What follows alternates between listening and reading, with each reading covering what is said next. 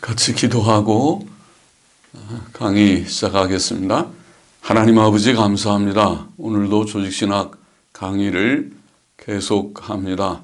하나님께서 부족하고 미천한 종에게 은혜를 주시고 성령의 충만함을 주셔서 하나님의 진리의 말씀을 조금 정리하고 또 전할 수 있게 하시고 또 사랑하는 종들 하나님을 사모하고 하나님의 말씀을 사모하며 함께 공부하는 사랑하는 종들이 주님 하나님의 은혜로 또 이 말씀을 즐거이 정리하고 또 다 유익이 되게 하여 주시기를 소원합니다.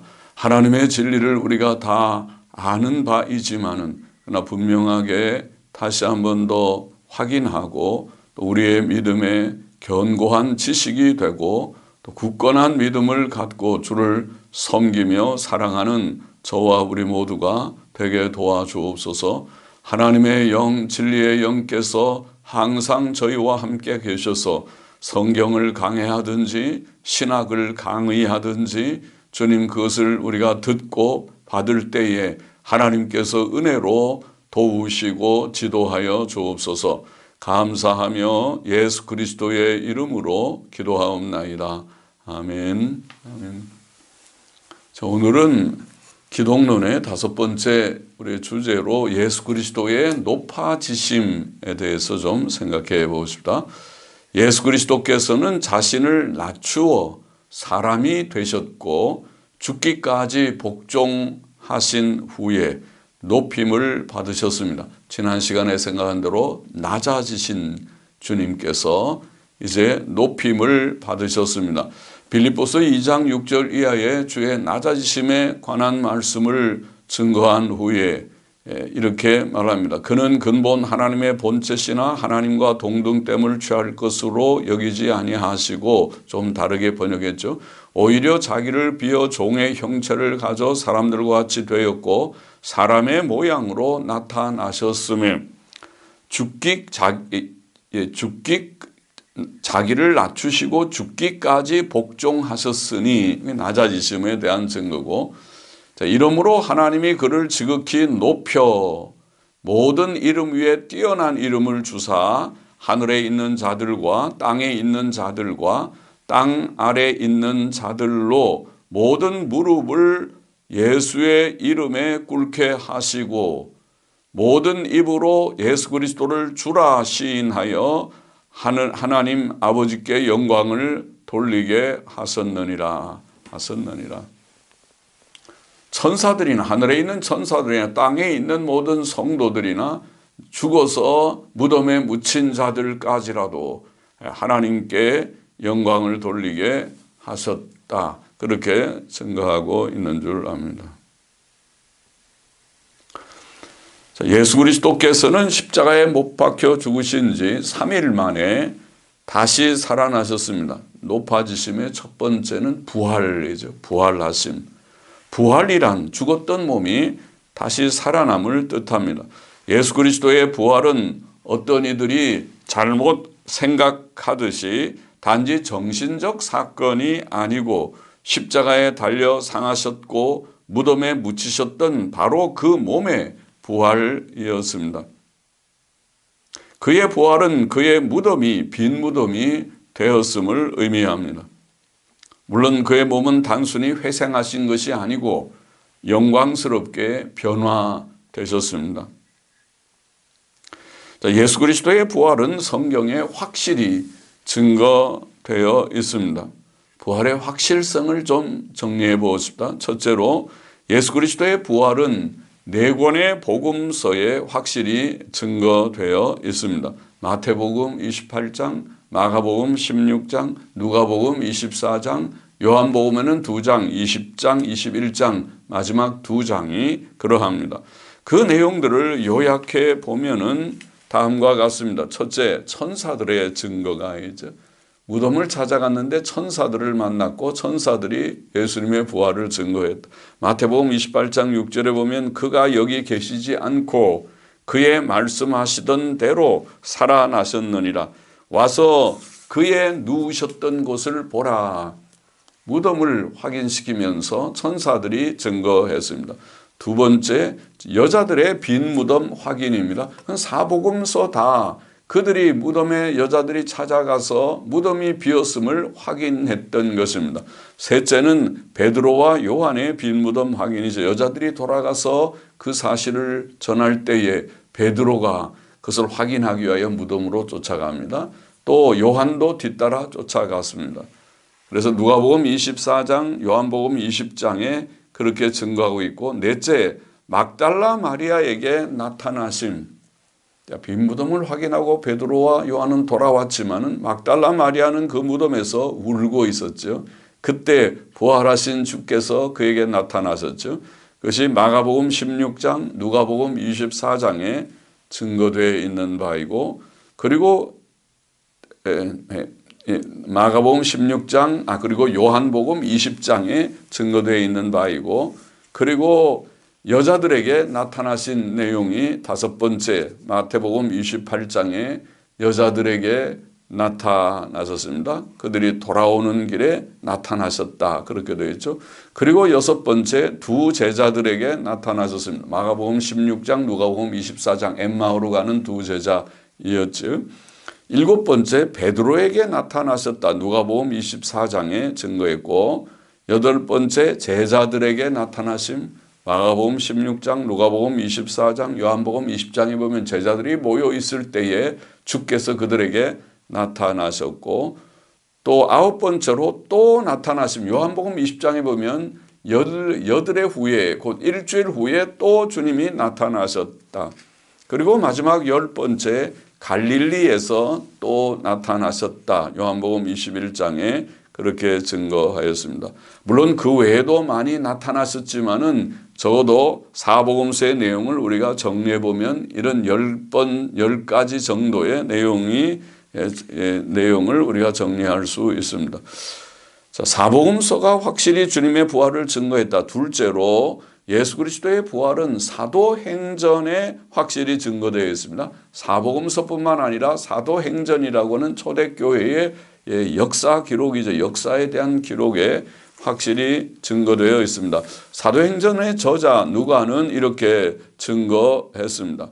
사도행전 1장 3절에 해 받으신 후에 또한 저희에게 확실한 많은 증거로 친히 사심을 나타내사, 주님이 십자가에 달리신 해 받으신 후에 저희에게 확실한 많은 증거로, 주님의 부활을 표현하기를 확실한 많은 증거로 친히 사심을 나타내사 40일 동안 저희에게 보이시며 하나님 나라의 일을 말씀하시니라. 와, 하루 이틀이 아니고 40일 동안 자신의 부활을 제자들에게 증거하셨다. 그렇게 사도행전 1장 3절은 짧지만은 밝히 증거했습니다. 또 사도행전을 읽어보면 사도 베드로는 전도할 때마다 예수 그리스도의 부활을 밝히 증거했습니다.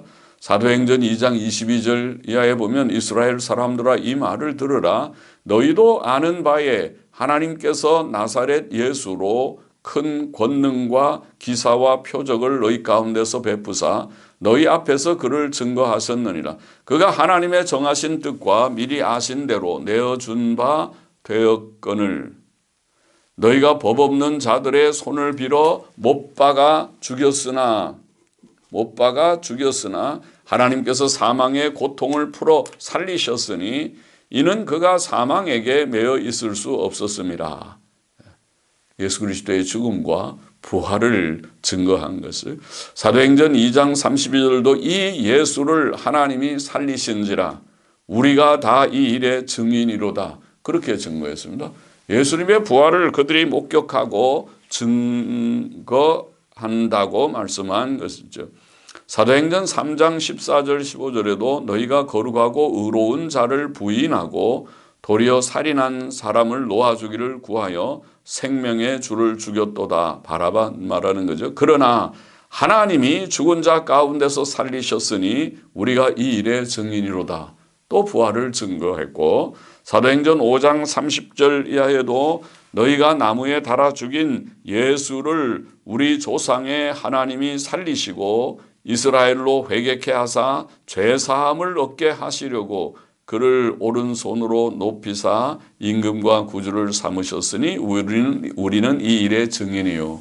다시 부활과 또 승천을 증거합니다. 사도행전 10장 39절 이하에도 우리는 유대인의 땅과 예루살렘에서 그의 행하신 모든 일의 증인이라. 그를 저희가 나무에 달아 죽였으나 하나님이 사흘 만에 다시 살리사 나타내시되 모든 백성에게 하신 것이 아니요 오직 미리 택하신 증인 곧 죽은 자 가운데서 일어나신 후 모시고 음식을 먹은 우리에게 하신 것이라. 제자들에게 밝히 모든 제자들에게 밝히 자신의 부활을 증거하여 주셨다. 그렇게 증거했습니다.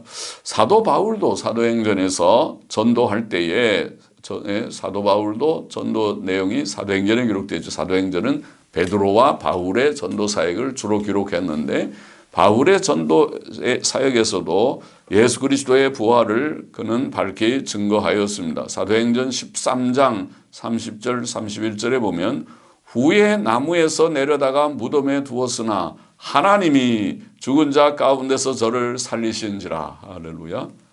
갈릴리로부터 예루살렘에 함께 올라간 사람들에게 여러 날 보이셨으니 저희가 이제 백성 앞에 그의 증인이라. 갈릴리 사람들, 원 사도들, 원 제자들을 말하는 것이죠. 그들에게 증거하여 주셨다. 사도행전 17장 31절도 이는 정하신 사람으로 하여금 천하를 공의로 심판할 날을 작정하시고 이에 저를 죽은 자 가운데서 다시 살리신 것으로 모든 사람에게 믿을 만한 증거를 주셨음이니라. 예수님 부활하셨고 부활이 믿을 만한 증거다. 그가 하나님의 아들 그리스도이심을 증거하는 증거다. 그렇게 증거하였던 것입니다. 셋째로 예수 그리스도의 부활은 바울 서신들에 밝히 증거되어 있습니다. 사도행전의 증거가 그럴 뿐만 아니라 바울 서신의 증거도 아주 강력하지요. 로마서 1장 4절에 보면 성결의 영으로는 죽은 가운데서 부활하여 능력으로 하나님의 아들로 인정되셨으니 혹은 선언되셨으니 그런 뜻이죠. 곧 우리 주 예수 그리스도시니라. 예수 그리스도는 육신으로는 다윗의 혈통으로 나셨고 성결의 영, 신성으로는 죽은 가운데서 부활하여 능력으로 하나님의 아들로 인정되셨다. 하나님의 아들이심이 확정되었다. 선포되었다. 그렇게 그는 서신에 썼고 로마서 10장 9절에는 내가 만일 내 입으로 예수를 주로 시인하며 또 하나님께서 그를 죽은 자 가운데서 살리신 것을 내 마음에 믿으면 구원을 얻으리니. 그러니까 이거는 예수님의 부활을 믿는 것은 아주 기본 신앙이죠. 예수님을 믿는다는 것은 그의 십자가와 부활을 믿는 것이, 그의 기적과 십자가와 부활을 믿는 것을 빼놓고 예수님 믿는 건 말할 수 없어요. 그 믿지 않으면 믿지 않는 자죠. 예수님의 대속을 믿지 않으면 믿지 않는 자요. 그의 부활을 믿지 않으면 예수님 믿지 않는 자입니다. 그러니까 자유주의 신학자들, 예수님의 부활을 부정하는 자들 많지요. 그런 자들, 또 그런 불신앙의 영향을 받은 자유주의 목사들, 자유주의 신자들, 그런 사람들 예수님 믿지 않는 자라고 간주되어야 할 것입니다. 주님이 여기 바울이 그러지 않았어요. 내 마음에 죽은 자 가운데 살리신 것을 내 마음에 믿으면 구원을 얻으리라. 그러니까 믿지 않으면 구원 못 받은 자지, 구원 못 얻은 자고 믿어야 된다. 믿음은 예수님의 부활을 믿는 것은 아주 필수적인 내용이다. 고린도전서 15장 3절 4절에 보면 내가 받은 것을 먼저 너에게 전하여 노니 복음의 내용을 요점을 말하면서 이는 성경대로 그리스도께서 우리 죄를 위하여 죽으시고 우리 죄를 위하여 죽으신 예수님의 죽음, 속죄의 죽음, 우리 죄를 위하여 죽으신 속죄의 죽음, 그게 복음의 내용이고 장사 지낸 바 되었다가 성경대로 사흘 만에 다시 살아나사 그것이 내가 받은 것을 너희에게 전한 복음의 내용의 요지라고 말씀했어요. 속죄의 죽음, 예수님의 부활 두 내용. 그거 빼놓고 예수님 믿는 것을 논할 수 없어요. 복음을 논할 수 없어요. 그거 믿지 않으면 믿지 않는 자지 예수님 믿는 신자가 아니죠. 그리스도인이 아닌 것입니다. 그런데 그런 것을 믿지 않는 자들이 신학교 교수가 돼 있고 그런 자들이 목사가 돼 있고 목사들 중에 온 세계의 통계를 보면 목사들 중에 지금 다수의 상당수의 목사들이 그것을 믿지 않고 영해하듯이 영적으로 이해하면서 그렇게 목사 노릇 하였고 목사 노릇 하는 자들이 있다는 것은 통탄할 일이지요. 이것이 배교의 시대, 정말 예수님의 재림 직전의 배교의 현상이죠. 또 고린도전서에는 15장에 예수 그리스도의 부활과 우리의 또 죽은 자들의 몸의 부활에 대한 강력한 증거, 강한 증거의 내용이 있죠. 거기 보면 고린도전서 15장 5절부터 8절에는 그리스도의 부활의 증인들의 목록이 기록되어 있습니다. 거기 보면 게바, 베드로, 두 번째 12제자들, 세 번째 500여 형제들, 500명에 넘는 형제들이 동시에 봤다. 그중에 태반이나 지금도 살아있다. 증거에서 강력한 증거죠. 네 번째 야고보, 다섯 번째 모든 사도들, 여섯 번째 바울 자신, 만삭되지 못하여 난 자 같은 나에게도 주님이 나타나셨다. 다메섹의 길에서, 다메섹으로 가는 길에서. 고린도전서 15장 14절 그러므로 바울은 그리스도께서 만일 살지 못하셨으면 우리의 전파하는 것도 헛것이요. 그리스도가 살지 못하셨다면 우리가 그렇게 전하는데 전하는 것이 다 헛것이요. 너희의 믿음도 헛것이며 너희가 예수님 믿고 구원 얻었다는 것도 다 헛된 것이다. 그거 보십시오. 그러니까 부활이 이만큼 본질적인 핵심적인 기본적인 근본적인 교리요 사실인 것입니다. 다 믿으셔야 돼. 잘 믿어야 믿음의 그 기초가 되는 것이. 네 번째로 예수 그리스도의 부활에 대한 추가적인 증거들도 있습니다. 추가적 증거들. 지금 확실성을 지금 논하고 있어요. 우선 예수께서는 제자들 앞에서 공적으로 자신의 부활을 친히 예언하셨지요. 복음서에 보면 여러 번 예언하셨어요. 마태복음 16장 21절에 보면 이때로부터 예수 그리스도께서 자기가 예루살렘에 올라가 장로들과 대제사장들과 서기관들에게 많은 고난을 받고 죽임을 당하고 제3일에 살아나야 할 것을 제자들에게 비로소 가르치시니 자신의 죽음 또 제3일에 부활할 살아나심을 예언했어요. 자신이 친히 자신의 죽음과 부활을 예언했어요. 마태복음 17장 22절 23절에도 갈릴리에 모일 때에 예수께서 제자들에게 이르시되 인자가 장차 사람들의 손에 넘겨 죽임을 당하고 제3일에 살아나리라. 갈릴리에서 지금 벌써 두 번째 마태복음 20장 17절로 19절에도 예수께서 예루살렘으로 올라가려 하실 때에 12제자를 따로 데리시고 길에서 이르시되 아직도 갈릴리에서 한 것입니다. 보라 우리가 예루살렘으로 올라가노니 인자가 대제사장들과 서기관들에게 넘기움에 저희가 죽이기로 결단하고 이방인들에게 넘겨주어 그를 능욕하고 채찍질하고 십자가에 못 박게 하리니 가서 십자가에 죽을 것까지 말했어요. 십자가에 못 박게 하리니 제3일에 살아나리라. 예수님이 분명히 예언하셨기 때문에 만일 살아나지 않으면 예수님은 거짓말장이죠. 아니면은 허풍장이지요. 그러니까 예수님은 그런 분이 아니에요.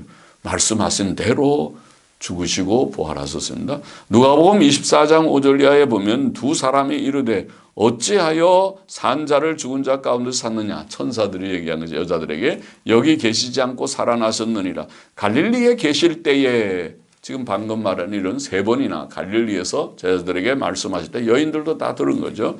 갈릴리에 계실 때 너희에게 어떻게 말씀하신 것을 기억하라. 이르시기를 인자가 죄인의 손에 넘기워 십자가에 못 박히고 제3일에 다시 살아나야 하리라 하셨느니라 한데 저희가 예수의 말씀을 기억하고 무덤에서 돌아갔다. 그랬지. 그때 예수께서 그렇게 말씀하셨지. 기억을 했다. 그렇게 되어 있고 마태복음 27장 63절을 보면 더 재미있는 말씀이 있죠. 대제사장들과 바리새인들이 함께 빌라도에게 모여 가로되 주여 저 유혹하던 자가, 예수를 가리켜서 저 유혹하던 자가 살았을 때에 말하되 내가 사흘 후에 다시 살아나리라 한 것을 우리가 기억하노니.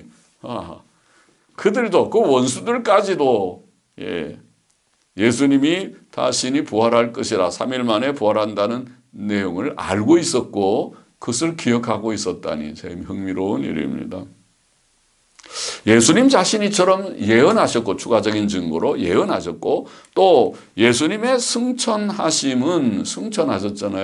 예수님의 승천하심은 그의 부활을 전제하며 증거합니다. 그가 부활하지 않으셨다면 하늘에 올라가시는 것은 불가능하죠. 승천도 없는 거죠. 부활도 안 하시면 무덤에서 죽었는데 뭘 승천을 하셔요? 또 그의 부활과 승천은 이처럼 연결되어 있습니다. 또 그뿐만 아니라 덧붙여서 그의 재림의 약속도, 다시 오시리라는 약속도 그의 부활을 증거하는 것입니다. 그의 재림도 그의 부활과 그의 승천과 연결되어 있죠. 부활하지 않았고 승천도 안 했으면 다시 재림도 없는 거예요. 그러니까 이 부활은 작은 문제가 아니죠. 본질적인 문제예요. 부활과 승천이 전제되지 않고서는 재림도 무의미하게 되고 맙니다. 그는 다시 사셔서 하늘로 올리우셨기 때문에 저리로서 산 자와 죽은 자를 심판하러 오실 것을 믿습니다 하고 사도신경에 우리가 고백할 수 있는 것입니다. 자, 부활의 의미, 예수 그리스도의 부활은 어떤 의미를 가집니까? 정리해 보십시다. 몇 가지 중요한 의미를 가집니다. 첫째로 예수 그리스도의 부활은 그가 하나님의 아들이시며 그의 속죄 사역이 참되다는 것을 확증합니다. 예수님이 하나님의 아들이신 것은 그의 기적들로 확인되지만은 죽고 마셨다면 큰 실망을 할 수밖에 없는 연약한 인간들이지만은, 그러나 그가 부활하심으로 그러면 그렇지 하나님의 아들이시지 확인하고, 또 예수님께서 말씀하신 대로 그의 십자가의 죽음, 속죄 사역이 참되다, 그것이 우리들을 구원하는 구원이 된다, 그것을 깨닫고 확증하게 됐다. 로마서 1장 4절에 보면 성결의 영으로는 죽은 가운데서 부활하여 능력으로 하나님의 아들로 인정되셨다. 아까 읽었죠. 그것이 하나님의 아들의 확증이고, 사도행전 17장 31절에 보면 이렇게 사도 바울은 증거했죠. 이는 정하신 사람으로 하여금 천하를 공의로 심판할 날을 작정하시고 이에 저를 죽은 자 가운데서 다시 살리신 것으로 모든 사람에게 믿을 만한 증거를 주셨음이니라. 확증이라는 거죠. 예수님은 하나님의 아들 그리스도요, 우리의 대속의 사역을 이루신 속죄의 구주이시다, 그것을 확증하는 믿을 만한 증거, 그것이 부활이라. 그러니까 부활을 통해서 예수님을 증거하십시오. 증거합니다. 우리가 믿습니다. 우리의 믿음의 근거입니다. 부활이. 그리고 그 부활은 진실한 증인들의 증거, 피로 인쳐진 증거에 근거하고 있죠. 둘째로, 또 부활은, 예수 그리스도의 부활은 우리의 구원을 실제로 이루시는 과정이었습니다. 실제로 이루시는 과정. 로마서 4장 25절에 보면 이렇게 말씀해요. 예수께서는 우리 범죄함을 위하여 내어줌이 되시고 또한 우리를 의롭다 하심을 위하여 살아나셨느니라. 예수님의 죽음, 우리의 죄에 대한 형벌을 받는 대속의 죽음, 예수님의 부활, 우리의 의가 되시는 의롭다 하심의 일이 되었다, 그렇게 말씀하고 있고, 예수 그리스도의 부활은 그리스도인들의 영적인 부활, 즉 중생을 상징하고 몸의 부활을 확증하는 그런 의미를 품고 있는 것입니다. 우리의 구원을 실제로 이루는 과정이죠. 중생이 바로 예수님의 부활에서 상징되고 우리의 장차 몸의 부활도 확증되는 것입니다. 베드로전서 1장 3절에 보면 예수 그리스도의 죽은 자 가운데서 부활하심으로 말미암아 우리를 거듭나게 하사, 이런 말씀이죠. 예수님의 부활로 우리가 중생하게 되는 것이다. 또 산 소망이 있게 하신다, 그렇게 말했고, 고린도전서 15장 20절에는 그리스도께서 죽은 자 가운데서 다시 살아 잠자는 자들의 첫 열매가 되셨다. 주님의 부활 우리의 부활이 되는데 주님의 부활은 첫 열매, 그 다음에 우리도 두 번째, 세 번째 열매로 부활하게 될 것입니다. 다 부활하게 되죠, 동시에. 셋째로 예수 그리스도의 부활은 그가 지금 살아계심을 증거하는 그런 의미가 있죠. 부활하신 주님. 우리는 지금 죽은 주님을 믿는 것이 아니잖아요. 속죄의 주님은 우리를 위하여 죽으시는 데 의미가 있지만은 그러나 3일 만에 부활하신 지금 살아계신 주님, 살아서 지금 역사하시는 신성의 영 성령으로 우리 가운데 계시고 역사하시는 주님을 믿습니다. 할렐루야죠. 지금은 살아서 주님이 우리를 도우시지요. 이 시간에도 우리를 도우시지요. 그것을 믿어야만 하겠습니다. 믿습니다. 예수 그리스도께서는 부활하신 후 하늘로 승천하셨고 지금도 하나님 오른편에 살아 계십니다. 오른편에 앉아 계시고 살아 계십니다. 요한계시록 1장 18절에 보면 볼지어다 이제 세세토록 살아 있어. 주님은 세세토록 살아 있어. 사망과 음부의 열쇠를 가졌노니. 할렐루야. 주님께서 사망의 열쇠, 음부의 열쇠, 지옥의 열쇠를 갖고 있어서 우리를 해방시킬 수 있고 건져내실 수 있고 건져냈다. 히브리서 7장 25절에 보면 이는 그가 항상 살아서 저희를 위하여 간구하심이니라. 할렐루야. 주님은 지금도 살아계셔서 우리를 위하여 중재사역, 중보사역을 우리를 위하여 간구하신다. 그런 표현에서 중재사역, 중보사역을 하시는 것이죠. 히브리서 9장 24절에는 그리스도께서는 참 것의 그림자인 손으로 만든 성소에 들어가지 아니하시고 오직 참 하늘에 들어가사 이제 우리를 위하여 하나님 앞에 나타나시고 하늘에 참 하늘 성전에 주님께서 들어가셔서 하나님 아버지 앞에 늘 나타나셔서 아버지 내가 저들을 위하여 대속사역 이룬 것을 기억하시고 저들의 연약함을 긍휼히 여기시고 용서하소서. 우리가 부족할 때마다 우리가 범죄할 때마다 주 앞에 엎드려 회개하며 주님 부족하였나이다고 고백할 때마다 주께서 다시 사하시고 힘내거라. 자, 부활에 대한 잘못된 설명들도 좀 정리해 보십시다. 역사상 예수 그리스도의 부활에 대해 잘못된 설명을 하는 자들이 있었습니다. 부활의 진리가 중요하니까 이것에 대한 반대도 마귀의 역사도 강하였죠. 첫째로 어떤 이들은 예수께서 기절하셨다가 회생한 것이라고 주장했죠. 기절설이죠. 기절했다고. 그러나 성경은 예수께서 창으로 옆구리를 찔리셨다고 증거하고 있습니다. 물과 피를 다 흘리셨다.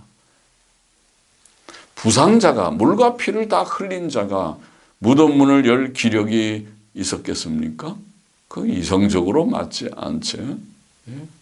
기절을 했다가 회생한다는 것은 그것은 맞지 않는. 더욱이 예수님의 제자들이 그 연약한 부상자 기절했다가 겨우 회생해서 찔뚝찔뚝거리면서 쩔뚝이면서 만일 나왔던 그 자를 생명의 주님이시다 그렇게 전파할 수 있었겠습니까? 그는 새빨간 거짓말장이죠. 또 예수님은 그 후에 어디로 가셨습니까? 그럼 기절해서 살아나셨다면 그는 나중에 어디에 숨었습니까? 어디 무리들 가운데 잠적해 버리셨습니까? 말이 되지 않는 그런 생각이지요. 차라리 믿지 마. 맞는 거냐. 믿지 마. 않는 자들이죠. 둘째로 어떤 이들은 예수의 제자들이 그의 시체를 훔쳐내어 숨겨두고 거짓말로 부활을 전파했다고 주장했습니다. 도적설이죠. 예수님의 시체를 훔쳐갔다. 시체가 분실됐다. 시체 분실설입니다. 이것은 예수께서 부활하신 후 군병들이 널리 퍼뜨린 소문이기도 했습니다. 마태복음 28장 11절 이하에 성경에 기록되어 있는 바이죠. 그러나 유대 지도자들은 예수의 시체 분실의 염려 때문에 군병들을 동원해 무덤을 굳게 지키었습니다. 마태복음 21장 62절 이하에 나와 있는 말씀이죠. 그들이 군병을 동원해서 지켰는데 그 삼엄한 경계 속에 어떻게 훔쳐간다는 것입니까?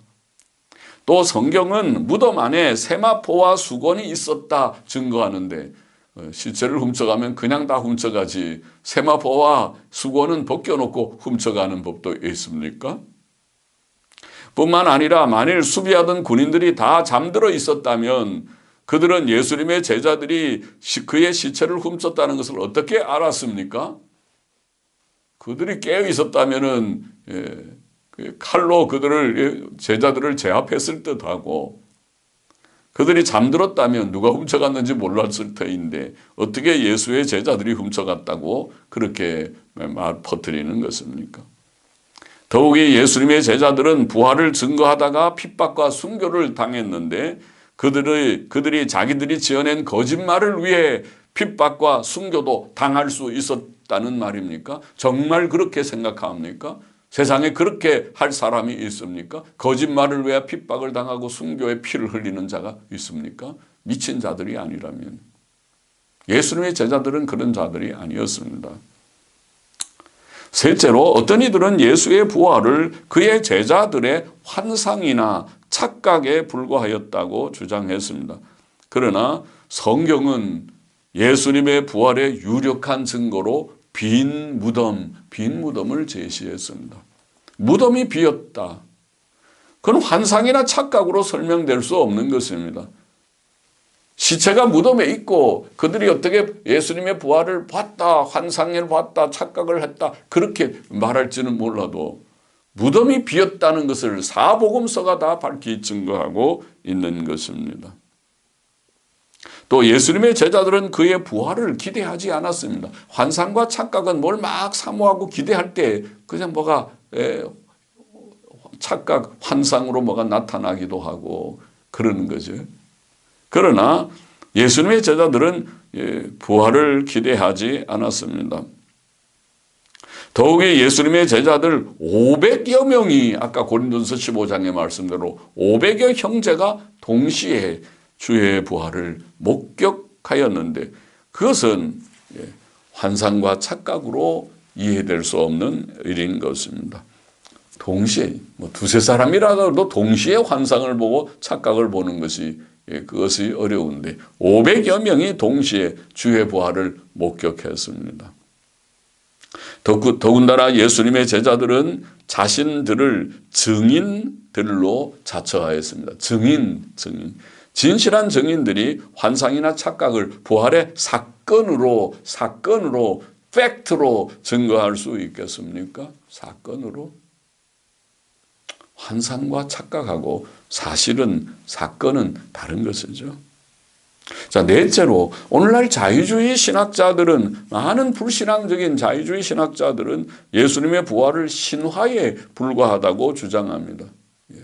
심지어 자유주의자들이 보수라고 비평하는 칼 바르트까지도 예수 그리스도의 부활을 그의 교회 교의학에서 보면 하나의 사가라는 말은 신화 개념과 똑같은 것입니다. 그것은 역사적인 사실이 아닙니다.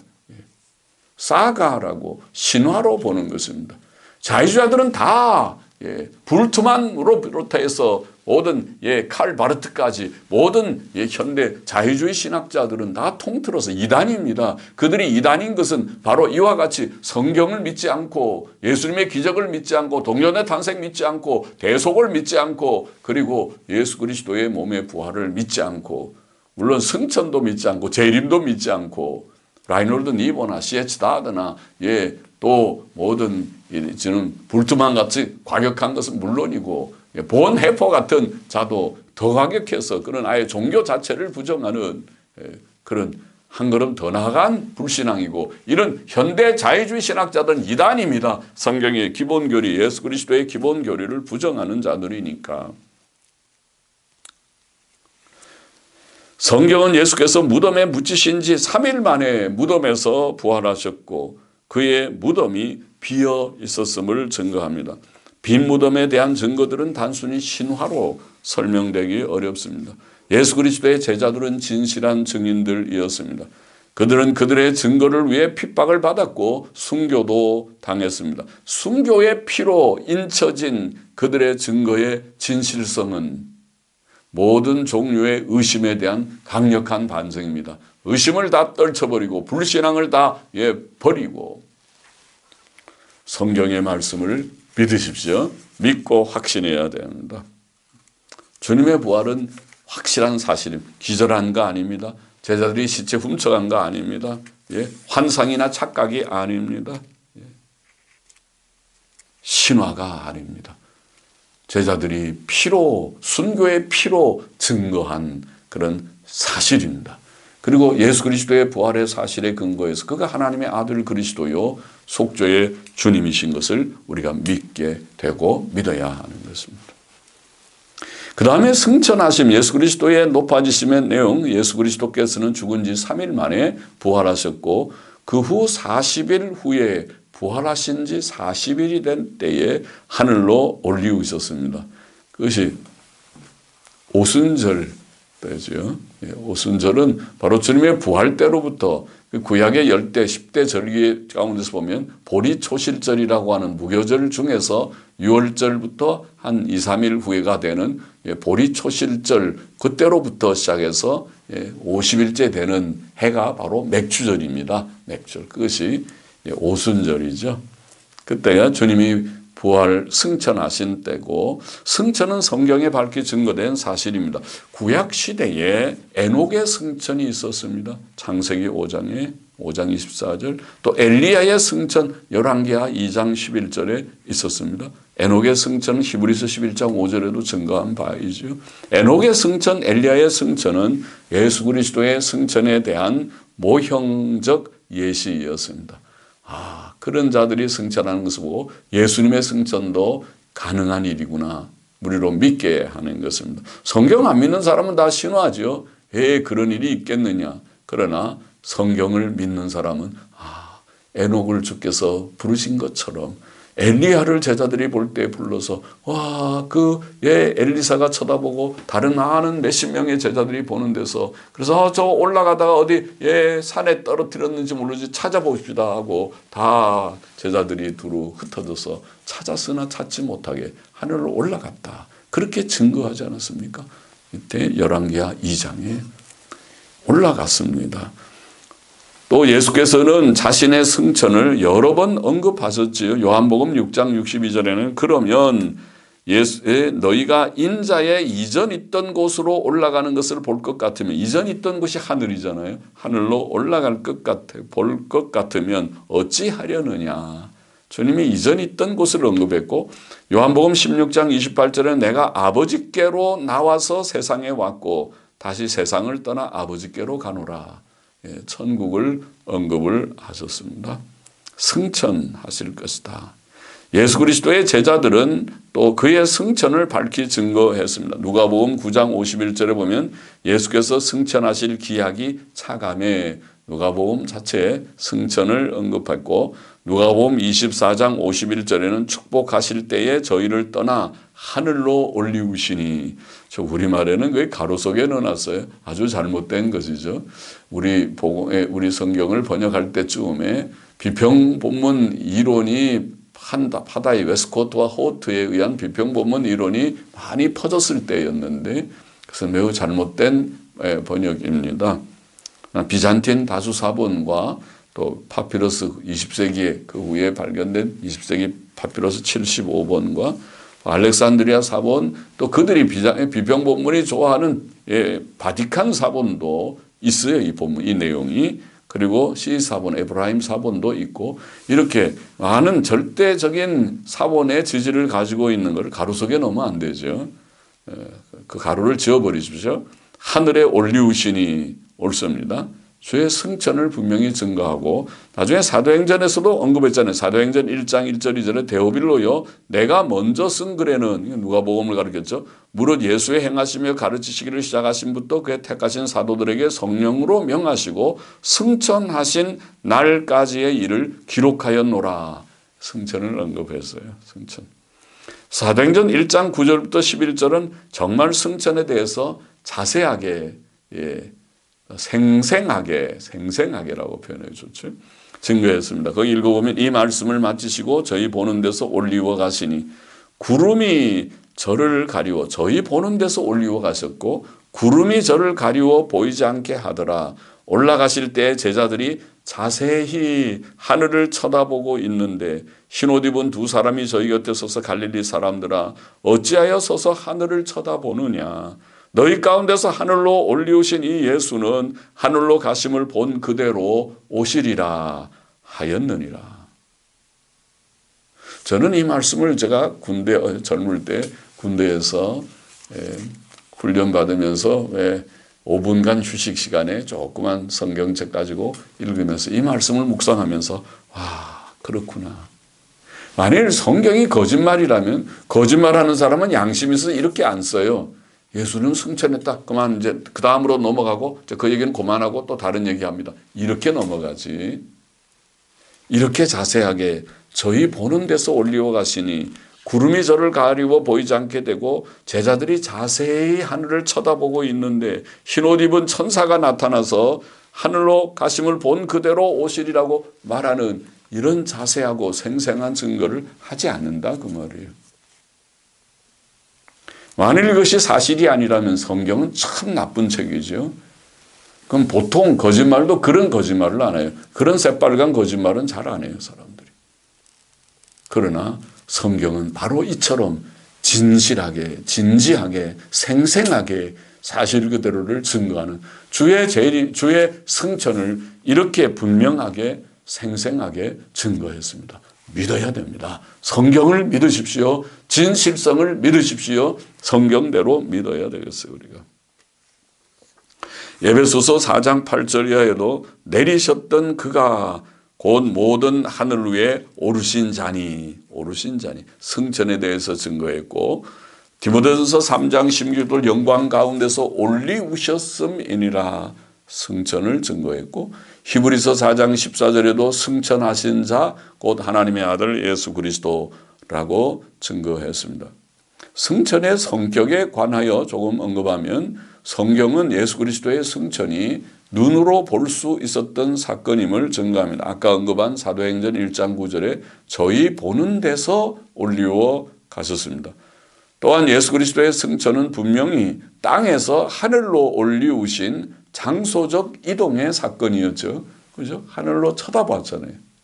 가만히 있는데 바람과 함께 사라지듯이 옆에서 그냥 싹 사라져서 없어진 것이 아니고 하늘로 올라가고 구름이 가리워지는 가운데 올라갔으니까 땅에서 하늘로의 장소적 이동이었다는 말이죠. 루터교회는 예수 그리스도 루터교회는 보수적으로 시작했지만 조금 변질됐죠. 루터교회는 예수 그리스도의 승천을 단지 장소적 이동으로 보다 상태의 변화로 보고 있습니다. 그들은 승천을 통해 예수 그리스도의 인성이 신성화되어 인성과 신성은 혼동한다고 그러죠. 화되어 온 세상에 편재하게 되었다. 예수님의 인성의 편재성 온 세상에 있어서 그래서 성찬식 때 공유설이라고 말하는 이것이 내 몸이요 하는 그 빵 안에 또 곁에 또 밑에 예수님의 실제의 몸이 있다고 생각하는 그런 이론이 그런 견해가 나왔던 것이죠. 인성이 신성화되었다. 이걸 우리가 전에 기독론 얘기할 때 지난 시간인가 우리가 얘기할 때 이것은 일성론적 오류다 그렇게 했습니다. 신성과 인성의 구별을 부정하는 인성이 신성화되었다고 생각하는 제3의 성이 되는 신성과 인성이 구별된 두 성의 한 인격, 이성 1인격이 아니고 이성이 한 성이 되는 제3의 성이 되는 일성론적인 오류다 그런 말을 했죠. 유티커스의 오류다. 유티커스가 그런 생각을 해서 일성론적인 오류다. 그런 말을 했는데 루터파가 그런 경향, 그런 요소가 있습니다. 루터파는 대체로 보수적이 있지만은 첫째 루터는 상당히 보수적이고 성경적인 사상을 가졌지만은 루터파 자체는 많이 조금 알미니안적이게 좀 기울어진 바도 있고 또 이런 일성론적인 기독론에 있어서 부족이 있습니다. 예수 그리스도의 신성은 온 세상에 편재하시지만 신성은 편재하나 인성은 편재한다고 보면 안 되죠. 인성은 편재하지 않습니다. 자, 그 다음에 우리가 높아지심의 또 한 가지는 하나님 오른편에 앉으심이죠. 예수 그리스도께서는 승천하신 후 하나님의 오른편에 앉으셨습니다. 하나님께서는 영이심으로 예수께서 하나님 오른편에 앉으셨다는 것은 문자적 의미가 아니고 신인 동령적 하나님과 사람이 같은 모양인 것처럼 표현하는 비유적 표현이라고 이해됩니다. 그러나 성경은 여러 곳에서 예수 그리스도께서 하나님 오른편에 앉아 계심을 증거합니다. 시편 110편 1절 내가 네 원수로 네 발등상 되게 하기까지 내 우편에 앉으라. 그런 말씀이 있죠. 로마서 8장 34절에 그는 하나님 우편에 계신 자요. 에베소서 1장 20절에도 그 능력이 그리스도 안에서 역사하사 죽은 자들 가운데서 다시 살리시고 하늘에서 자기의 오른편에 앉히사 그렇게 말했고 골로새서 3장 1절에 너희가 그리스도와 함께 다시 살리심을 받았으면 위의 것을 찾으라. 거기는 그리스도께서 하나님 우편에 앉아 계시느니라. 하나님 우편에 앉아 계십니다. 에베소서에도 골로새서에도 히브리서 1장 3절에 높은 곳에 계신 위엄의 우편에 앉으셨느니라. 히브리서 8장 1절에 이제 한 말에 중요한 것은 이러한 대제사장이 우리에게 있는 것이라. 그가 하늘에서 위엄의 보좌 우편에 앉으셨으니 많이 나오죠. 보좌 우편에 앉으셨다. 히브리서 10장 12절도 그리스도께서는 죄를 위하여 한 영원한 제사를 드리시고 하나님 우편에 앉으사. 히브리서 12장 2절도 하나님 보좌 우편에 앉으셨느니라.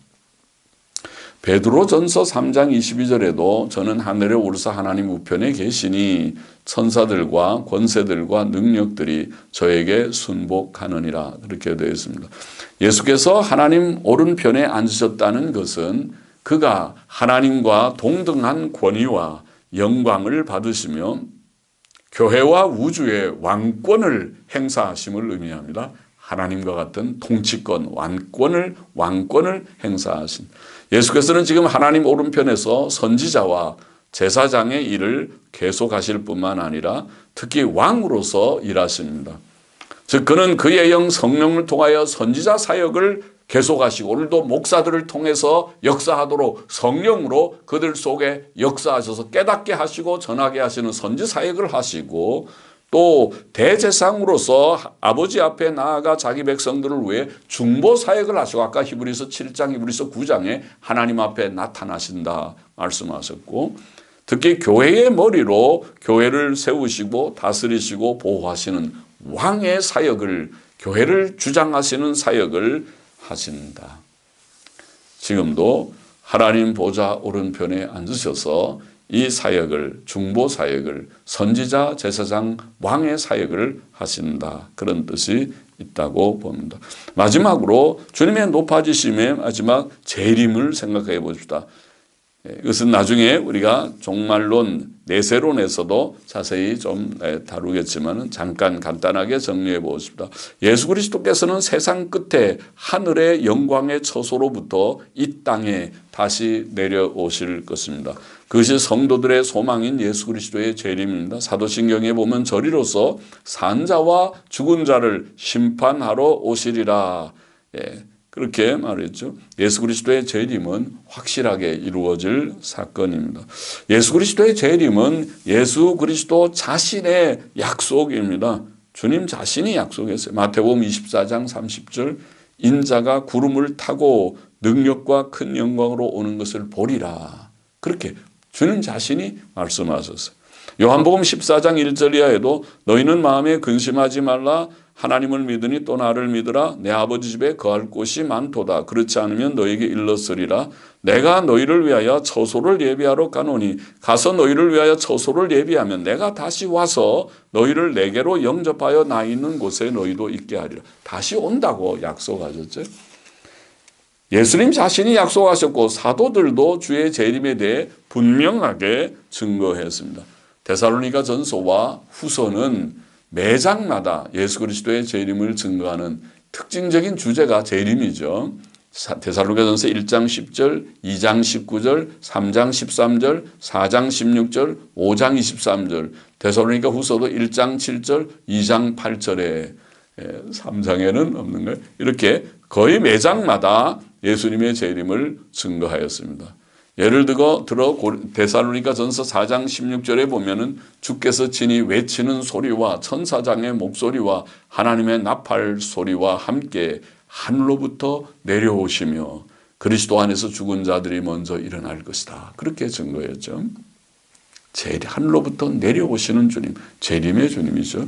요한계시록 1장 7절도 볼지어다 구름을 타고 오시리라. 각인의 눈이 그를 보겠고 그를 찌른 자들도 볼 터이요 하늘에 있는 땅에 있는 모든 족속이 그를 인하여 애국하리니 그러하리라. 아멘. 그렇게 되어 있습니다. 그러하리라도 아멘의 뜻이고 아멘도 그러하리라. 아멘의 뜻이죠. 아멘 아멘 한 것과 같죠. 주의 재림을 사도 요한의 요한계시록에도 사도 바울의 데살로니가 전후서에도 밝히 증거하고 있습니다. 예수 그리스도의 재림은 눈으로 볼 수 있게 영광스럽게 갑작스럽게 이루어질 것입니다. 그래서 성경에 밝히 증거된 진리이죠. 아까 읽은 사도행전 1장 11절에 너희 가운데서 하늘로 올리우시니 예수는 하늘로 가심을 본 그대로 오시리라. 눈으로 볼 수 있게 오시는 거예요. 재림은 은밀하게 오는 게 아니에요. 볼 수 있게. 또 마태복음 24장 30절에도 그때 인자의 징조가 하늘에서 보이겠고 그때에 땅의 모든 족속들이 통곡하며 그들이 인자가 구름을 타고 능력과 큰 영광으로 오는 것을 보리라. 보리라. 그렇게 말했습니다. 보리라. 그러나 갑작스럽게 영광 가운데 갑작스럽게 영광 가운데 오는 것을 보리라. 갑작스럽게. 마태복음 24장 36절 이하나 42절 이하에 보면 그러나 그날과 그때는 아무도 모르나니 그러므로 깨어 있으라. 어느 날에 너희 주가 임할는지 너희가 알지 못함이니라. 너희도 아는 바니 만일 집주인이 도적이 어느 경점에 올 줄을 알았다면 깨어 있어 그 집을 뚫지 못하게 하였으리라. 그러니까 갑작스럽게 올 것이다. 그렇게 말씀하고 있습니다. 아까 읽은 데살로니가전서 4장 16절도 하나님의 천사장의 소리와 나팔 소리와 함께 오신다. 내려오는 것을 보게 되는 그런 주님의 재림을 성경은 말합니다. 말씀을 마쳐야겠습니다. 영원하신 영광의 하나님의 아들 부요하신 주께서 사람이 되셔서 이 세상에 오셨고 고난을 당하셨고 십자가에 피 흘려 죽으심으로 우리의 대속을 이루셨고 무덤에 묻히셨으나 3일 만에 부활하셨고 40일 후에 승천하셨고 지금 하나님 오른편에 앉아 계시다가 장차 영광과 권능을 가지고 심판자로 재림하실 것입니다. 우리는 그를 믿고 구원을 얻었고 그를 사랑하며 그에게 충성하고 그를 따릅니다. 다 그렇게 되시기를 바랍니다. 예수님 믿고 구원 얻고 또 주님을 사랑하고 주님을 따라가는 충성된 제자들, 성도들이 되기를 바랍니다. 기도하십니다. 하나님 감사합니다. 오늘도 예수 그리스도의 높아지심에 관한 성경의 진리, 예수님에 관한 진리들을 좀 종합해서 정리해 볼 수 있게 하신 것을 감사합니다. 부활과 승천과 또 주님 하나님 보좌 오른편에 앉아 계심과 재림에 대한 진리를 간략히 정리해 보았습니다. 감사합니다. 주께 영광 돌립니다. 주님 우리를 위하여 낮아지시고 대속사역 이루시고 또 영광을 받으시는 주님을 우리가 사랑하고 또 따라가며 충성하는 저 자신이 되고 우리 모두가 되게 하여 주시기를 소원합니다. 감사하며 예수 그리스도의 이름으로 기도하옵나이다. 아멘.